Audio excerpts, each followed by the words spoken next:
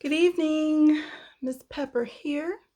Thanks for coming back to listen to my recital of Telltale Signs of a Train Wreck, right? We are going to pick up on page 52, um, right here, 52, A Beautiful Curse. Yeah, no, it's probably backwards because I have the phone on selfie and I'm recording from my cell phone as opposed to from my computer, and maybe next time I'll use my computer so when I try to show you something it doesn't look like reverse alphabet. So that's a pointer for myself for next time. So we're picking up there, and I just have two quick announcements, right? Um, just want to announce that I've decided that I will publish another book this year. And so just in a few more months, you can expect to see it also on Amazon.com. So right now there's, my old stuff that's been out since like 2011 and 12, right? This one I wrote, this is my third piece. This one, I wrote this one first, A Pepper Unpicked. It's pretty short. It's not intimidating to read at all. And it's all of like 50 pages or so. And then my third one was this one, right? Blood on the Other Side. A Pepper Unpicked, though, when I first wrote it, had a different cover like this, and then I went back and I changed the cover because I wasn't happy with that one. So I changed it so when you go on Amazon to look for A Pepper Unpicked, it will look like this. Jeez. It'll look like this, and all three are, I think they're available for free download if you have Kindle, I think now. So, so I wanted to announce that. And then also this is week 3 of my lock journey. So, you can kind of see how my coils are loosening up or dropping a bit, I should say. I don't really think they're loosening up, but they're dropping as far as, the length. My hair is uneven, so toward the top my hair, is like one length, and then you get to the bottom and it's another length. So, it's very coily, as you can see. So when you grab it, it springs like right back. So it looks really short, a lot shorter than what it actually is. But in due time, it'll grow, and I'll just have a bunch of Goldilocks. I think there's about 150 that she did when she started them. I retwisted them yesterday, so I'm really excited about my lock journey. And this one coil is, ugh. There's always one piece of hair that just won't do right. But I will be interlocking my roots because they're not tight enough at the root. I twist, but it can only get so tight at the root. So I think I'm gonna just interlock the roots, and that way, the roots will be tighter, to my liking. So there's that. Today is my 3-week or 21-day anniversary of my locks. I'm so excited. So I wanted to share that with you. So tonight will be really brief compared to the last 2 weeks. So I'm only going to go over A Beautiful Curse tonight. I know it's late. I normally upload late, after I get my household under control and, have my son soundly asleep. He'll probably wake up. So if I get interrupted, please excuse us. He tends to look for me, if I'm not right there at his side. So he'll come wandering through the house. Mommy, where are you? And I'm just here in my office, doing stuff, reading to you, posting new content, and, just trying to get things together. My store, my jewelry, and, my writing. I have been vaccinating people with COVID vaccine and other vaccines, pneumonia and shingles, stuff like that.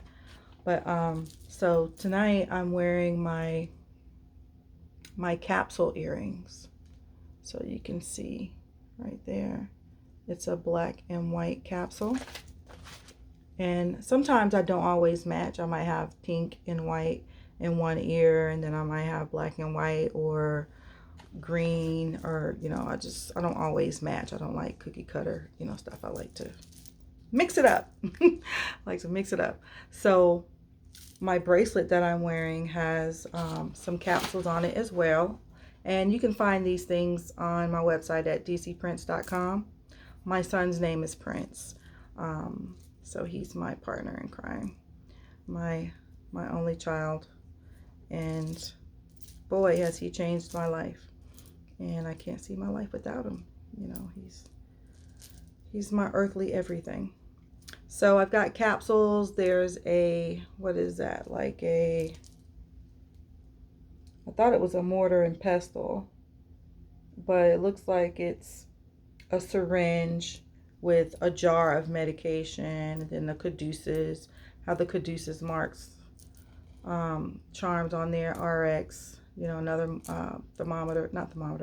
syringe and bowl of medication, and more capsules. And so it just repeats itself over and over throughout the bracelet. And then purple is my favorite color, so I try to make sure I have my favorite color incorporated in things that I wear often.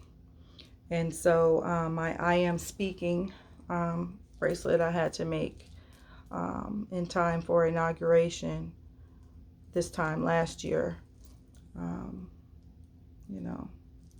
to celebrate a black woman being our vice president over here in the United States of America. So that's what that's about. And she had to repeatedly remind Pence that she was speaking and to quit interrupting him, because he was behaving very rudely. And so I think that kind of echoes throughout the country,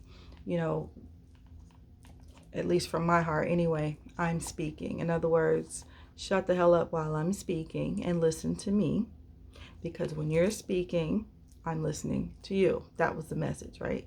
And so I find myself in that situation, especially when I'm in a room full of men who are accustomed to calling the shots and condescending women and behaving in ways otherwise unsuitable for a gentleman and or professional. So with that being said, page 52 picks up talking about a beautiful curse. So that's on page 52, telltale signs of a train wreck. Page 52, right? Of telltale signs of a train wreck. A beautiful curse. So how healthy is it for a beautiful woman to be with a man who despises her? No matter how charming, how handsome, or desirable that man may be, there's always something about a woman who is deemed beautiful. And all women are beautiful in some way or another. We're not all the same. Some of us have more grace than others. Some of us display more physical attributes that are attractive, to others, men and or women. Some of us, we just have some of our traits are just unspeakable. You can't even really explain them, but they're there and they attract people.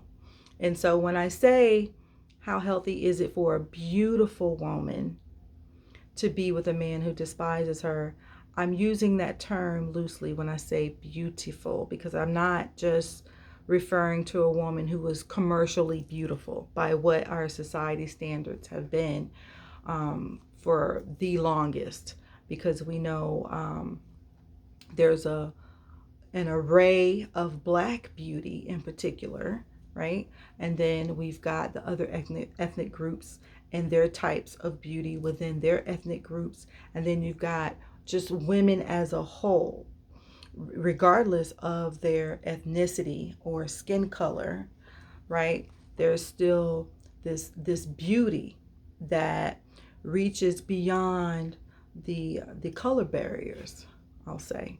So that's my caveat for when I say beautiful woman as I speak through this um, next couple pages.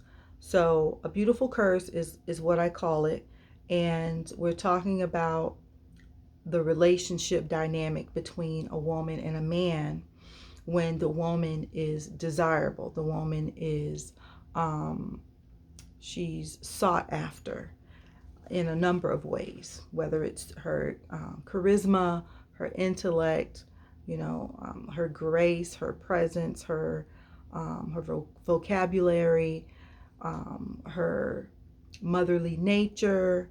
We tend to be nurturers, and we tend to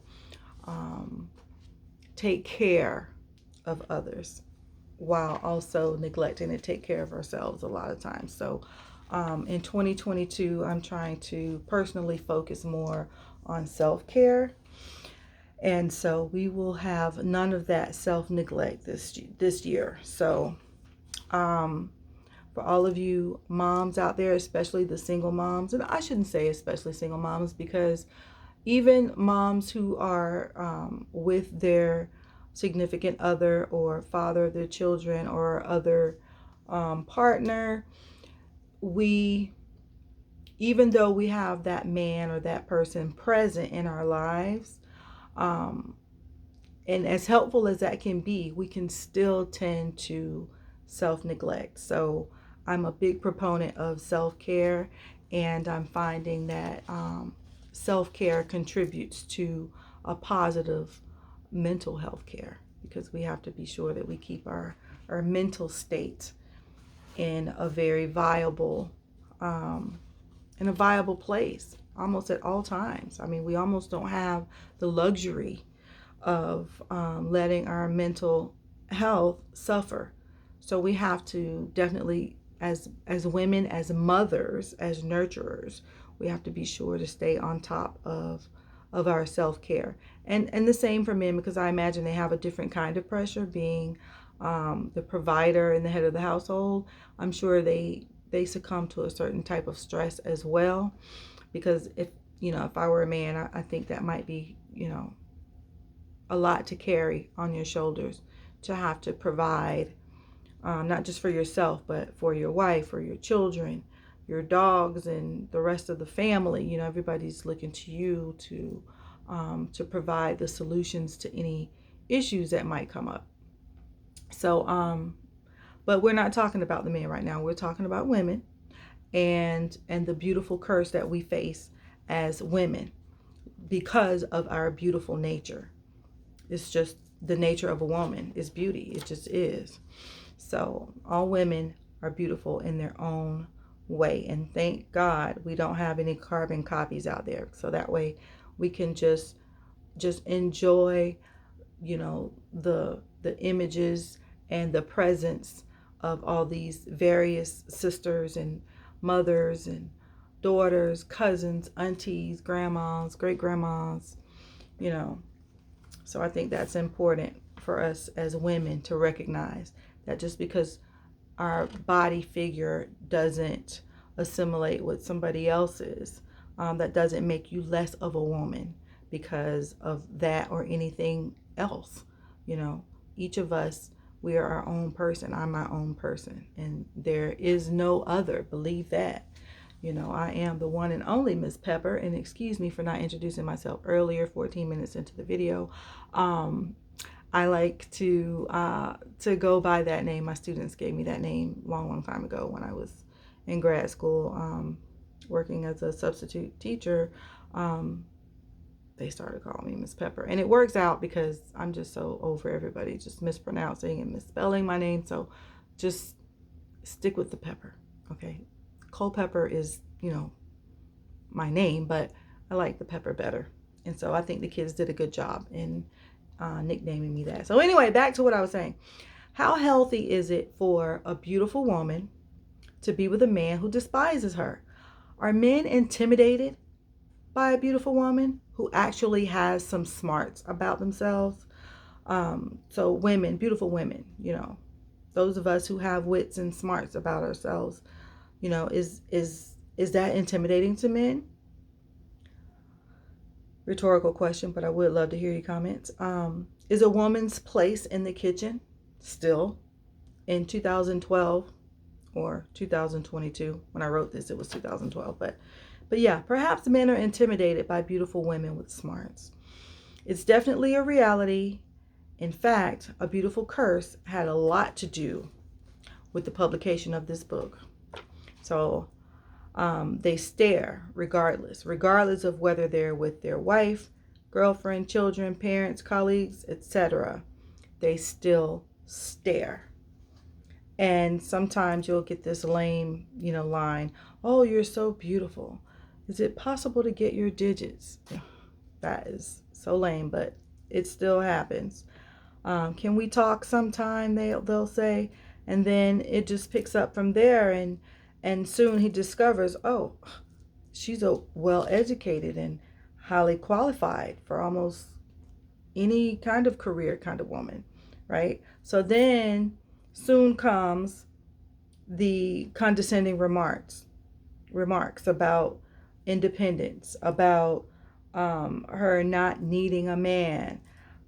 It's an endless cycle of just ridiculousness, really, and juvenile behavior for what's supposed to be grown men.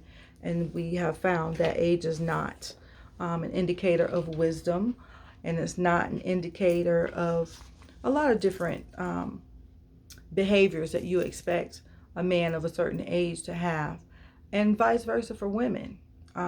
Just because a woman is of age per se, 30s, 40s, 50s, 60s, that doesn't mean that they're going to necessarily have the habits that we expect an older person to have. Just doesn't work that way, unfortunately. So we have to meet people where they are and share your expectations with them, and teach them how to treat you, and teach them how to love you, and vice versa. Otherwise, you won't get along, and the relationship will disintegrate, and you'll soon have to, go your separate ways. Peace out. So to prevent that, you want to try to get along as best you can, best you know how. And then there's always outside resources to use. Therapists who specialize in relationships and different types of relationships, whether it's domestic relationships, and by that I mean familial relationships. It could be within the family. It can be between the spouses. It can be individual. So there's always different types of resources out there, whether it be a therapist or a self-help book, or just a shoulder of a friend that you can lean on and get a different perspective.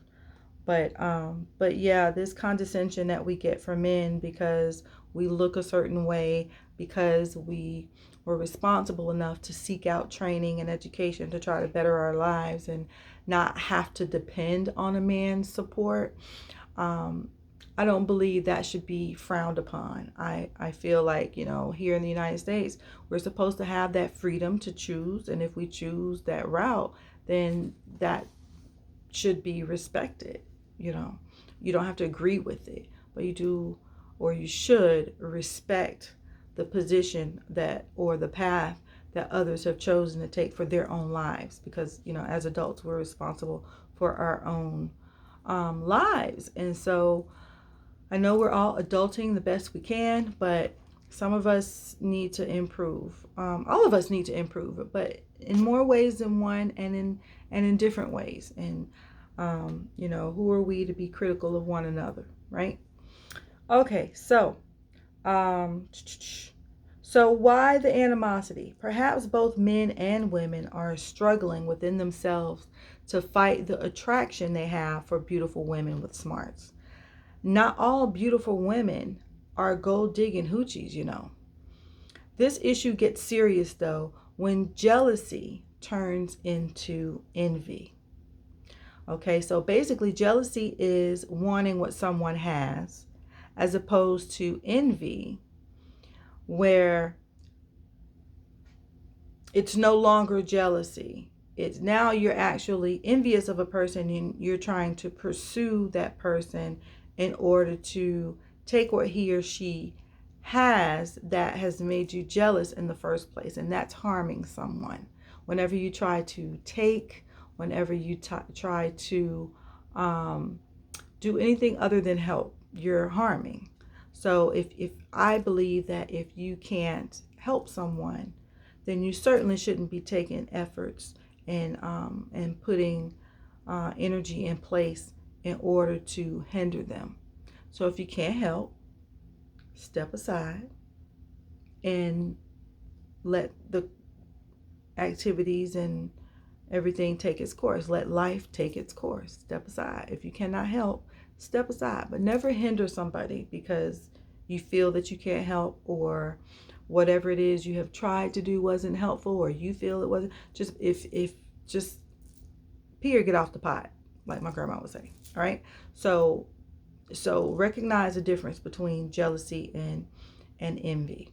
So I'm gonna go out on a limb and say that it's kind of healthy-ish to be a little bit jealous.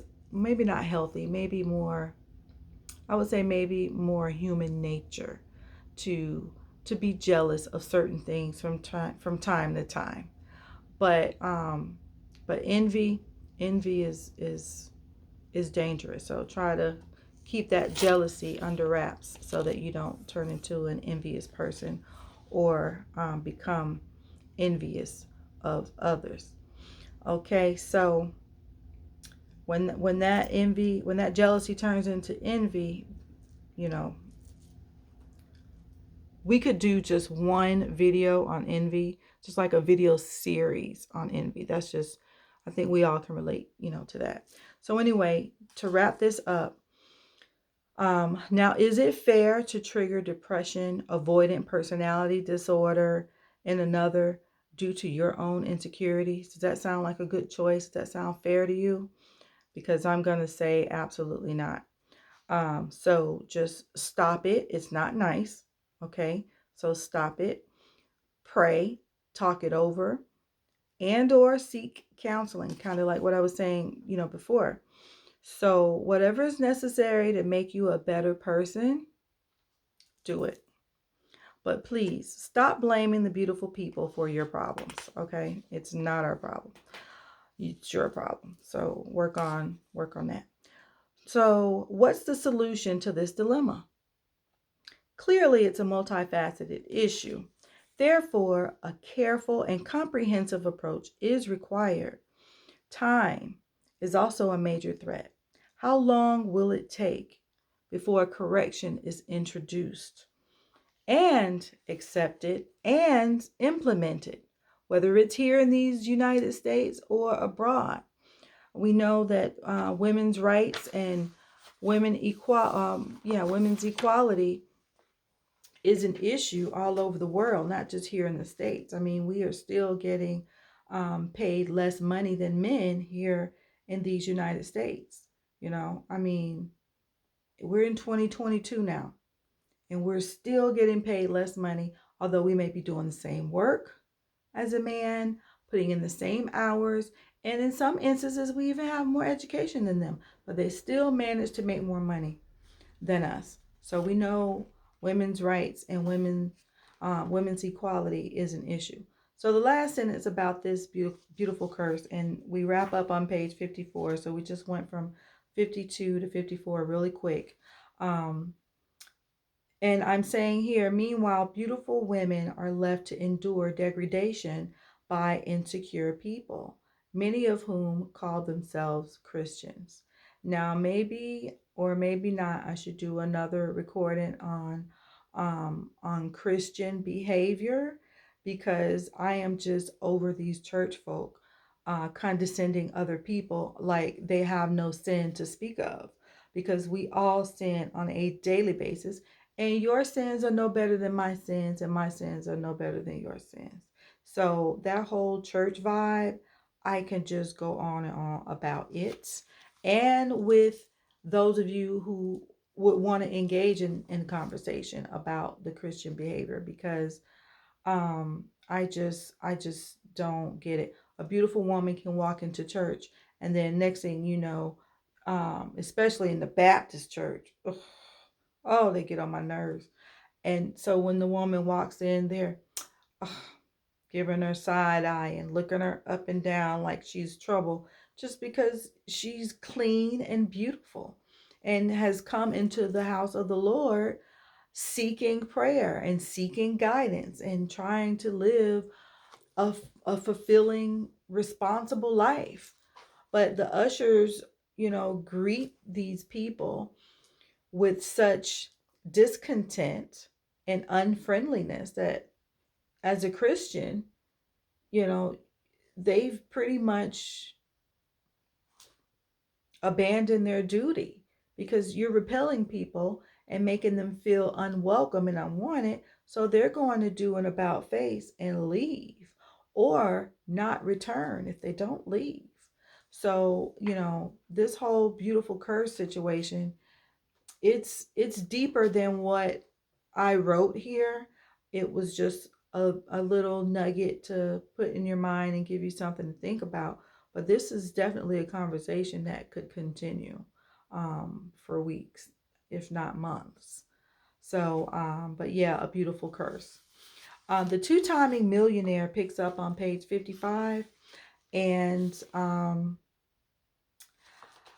I don't want to start and not finish the two-timing millionaire, but I think I'll just start a little bit just to give you a quick preview of the two-timing millionaire, and then on the next recording, and maybe I won't wait till Thursday to post it.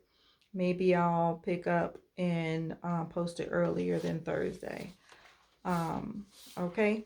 So the two-timing millionaire, I'm going to start off with it. It's on page 55, and I'm just going to read a little bit of it, and then I'll pick it back up on the next video, okay? All right. So Justice was sitting in a parking lot of one of the biggest department store chains in the nation when she felt a sudden feeling of solidarity. She was alone, but of course, she knew that. But this feeling was more like the quiet before a storm. Okay. Then she began having trouble remembering what she was supposed to be doing. She just sat there in silence for a few minutes. Maybe about 7 minutes passed before her mobile phone began to ring. It was so unreal to Justice that she thought the caller was kidding when she explained that to her one true friend had passed away. He was the only one who made her feel secure. He was gentle, smart, cute, and they loved each other. He was her BFF, best friend forever. No one really knows why they never hooked up, even though they discussed having children together. It was the strangest thing. As a result, Justice inherited a friendship with an older gentleman and his wife once their son, Justice's friend, passed away. More and more, they spent prolonged periods of time together. Justice began sleeping in her friend's bed during the week of his funeral, mainly because she was involved with so much of the funeral arrangements and other details that it just wasn't feasible for her to go back to her apartment. So she stayed. The next day was just as busy as more friends and family arrived. Again, it wasn't feasible for Justice to return to her apartment. So she stayed overnight again. Soon she would contact the local newspaper and coordinate placement of her friend's obituary in the next edition. And within a week, it was time to funeralize him. The opportunity to view his body preceded the ceremony. Justice, his two sisters managed to make light of the whole, Justice and his two sisters. Excuse me, ma'am. Hey, kitty. Hey, hey, hey, hey, hey. Shh, shh. Sorry about that. My other child, my kitty, she likes to break out into these scratching fits and tear up my furniture. But so anyway, yeah, Justice and his two sisters, um, they, basically tried to make light of the whole situation. And as the funeral went on, because there was a viewing of the body first, and then the funeral actually began. So it was standing room only, as out of town guests, local friends, and family piled into the mortuary. Justice and other loved ones came forward to speak words of encouragement and fond memories, and soon after, the eulogy was delivered. Most of the crowd met up at his father's home immediately after. A week later, though, Justice's BFF's dad suggested that she meet a certain healthcare provider. He introduced him as a potential client. He introduced him as a potential client, invited her to his office for a meeting. Carefully, she concocted a presentation that outlined her strategy to address common needs of medical practices in addition to those that she had previously witnessed. And a few days later, they entered into a simple contractual agreement. Justice was sure that her role as a consultant was clear, especially since both parties had signed copies of their signed agreement. So there's that. I'm going to stop. Well, no, I'll read the next paragraph. So apparently, Justice's role was not as clear cut as she thought. Immediately, her client started making demands that were not covered by their contract in effort to, and in effort to appease him. She tried her best to meet those demands, regardless of whether they were delineated within the contract or not.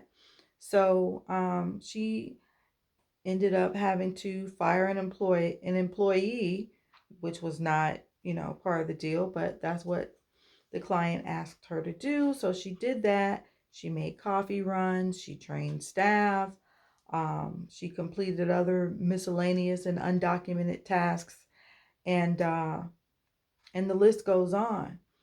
Checks came in the mail that were missing medical records for patients, which Justice knew her client was being paid for services provided to them. So, I'm sorry. So that was an issue, obviously. Oh, and I must have taken those charts home. I'm sure they're at my house somewhere, he would say when she questioned him about the missing medical records. Please don't email me about any billing issues, the client requested. Meanwhile, more checks continued to arrive in the mail, and again, no matching medical records or documentation could be located. And again, the client gave the same reply when questioned about medical records. So the third instance was when Justice began sending emails to her client, reiterating that patient's medical records were missing. And of course, client insisted that that she stop emailing him about the appearance of medical billing fraud. However, her concern over the appearance of impropriety overshadowed his desire to camouflage his fraudulent activity. So I'll stop right there. It was this situation reeks of a beautiful curse also, because this was a male client, and he's creating this laundry list of things that aren't delineated, these tasks that aren't listed within the contractual agreement, wanting her to perform these lesser duties as opposed to the services that were agreed to within the contract. So I stopped here at the bottom of page 58, and we'll pick up there on the next video. Who can I talk to about this, she wondered, especially since her client was clearly uninterested. right? So we're going to pause right there, and I'll pick up on that paragraph on page 58 in the next video, where we go on to talk to Mr. Millionaire and how to deal with this appearance of fraud situation that the client is uninterested in discussing, at least in writing anyway. So thanks for listening. I'm sorry I didn't deliver on my promise to keep this video shorter than the last couple of videos. My goal is to keep them under 45 minutes, but I thought I would be able to jump in and jump out in about 20 tonight, and that kind of didn't work out. Plus, I did record a video prior to this and had technical difficulty like halfway through, and excuse my strap of my brassiere hanging out of my top of my dress. But yeah, I had to start over because of technical difficulty. So you are getting this video you know, later than my late night usual. But my son is asleep. My prince is asleep. Prince of DC Prince. So if you like my little trinkets here and my earrings, I'm wearing the medical theme today because I'll soon be going back to vaccinate soon. So I'm kind of looking forward to that. And I was just in the mood of my medical stuff. So is that, yeah, you can see my RX charm right there. RX for prescription pharmacy stuff.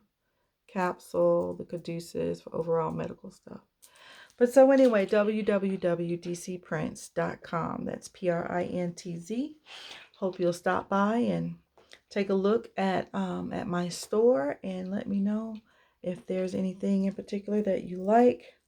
And if we want to talk about the different lock methods, I'm very interested to hear how others are taking care of their locks and which strategies they chose to start their locks, whether it be comb coils, interlock, palm roll. What did you do and why did you choose it, and are you still happy with your choice?